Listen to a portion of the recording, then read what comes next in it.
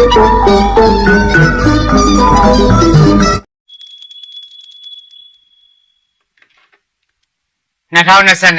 ခုနှစ်ဒီဇင်ဘာလ1 ရက်နေ့အတွက်တရက်စာငွေဝင်ရတရားကိုညွှန်ကြားပြဆိုရမယ်ဆိုရင်တော့မနေ့အိယာထားတာနဲ့အိမ်ပေါ်မှာခြေစုံရက်လမ်းမဘက်ကိုမျက်နှာမူပြီးတော့ဂုံတော်9ပါး29ခေါက်ရွတ်ပါဗျအဖြူရောင်ပါသောဝတ်စားတွေကိုဝတ်ပါကိတ်မုတ်တစ်ချက်ကိုစားပါကော်ဖီတစ်ခွက်ကိုတောက်ပါဗျဆိုမိုကနန်းကတော့9ကနန်း6ကနန်းပဲဖြစ်ပါတယ်ဗျ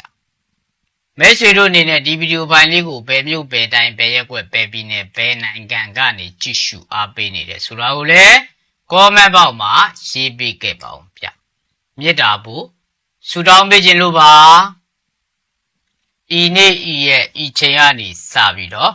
လူကြီးမင်းတို့အားလုံးကြွေးကြေတိုက်ဆောက်ဝါဝစားများလှူပြီးတော့ပေါ်သုံးနိုင်ပါစေဗျာ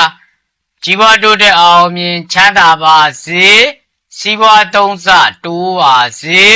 အသက်ရှူတိုင်းငွေဝင်ကျန်းပါစေလို့ကျွန်တော်ထပ်အောင်နေလူကြီးမင်းတို့မိသားစုအားဒီနေရာကနေဆုတောင်းမြတ်တာများလှိုက်